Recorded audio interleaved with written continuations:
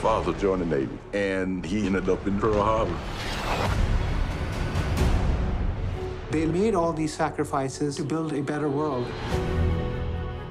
You can't say I didn't fight to smash the fascist mind.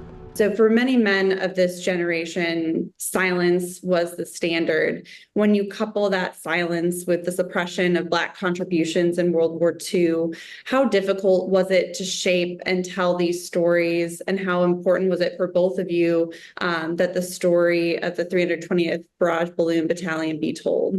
So I think the story of D-Day, especially with our Black soldiers, you know, it was a story that was very much silenced. And one of the historians that I interviewed, called Linda Herview, she had gone on a journey to interview hundreds of the men who were still alive, who served in the 320th Barrage Balloon Battalion. And I think the trauma of D-Day and what these men experiences was pretty traumatic. You know, war is brutal and gruesome.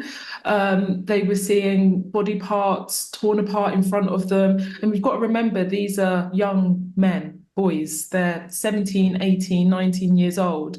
And I think when they came home, there was a grief and a trauma that they had to deal with. And it was at a time where obviously we weren't talking about mental health. You just kind of had to get on with it. And I think that was what happened with a lot of these men. I think they parked it and got on with their life. They had to provide for their families. They had to, you know, be strong. They had to fight discrimination. And the last thing I think a lot of them had on their minds was being a celebrated war hero. They did what they felt they had to do. It was their duty to do so. And they felt patriotic. And I think that's why this story is really important to retell, is because they deserve that celebration and that thanks. And it's something that a lot of these men died not having and not getting a thank you. This is 3 stories out of over 1,000 men who were there, and not to even mention the Labour troops and the men who were, you know, risking their lives without any weapons, without any ammunition. They were extremely vulnerable, and they were running back and forth, unloading the ships, bringing new supplies. And again, their stories haven't really been told in such a detailed way. If there's any genre of film, you know, books, fiction, you know, news clippings that isn't silent, it's the war stories, okay? And, you know, World War II has been very well told, but it's irony. The irony is here in this situation that this particular set of stories, this particular set of perspective has not been told. And so it doesn't quite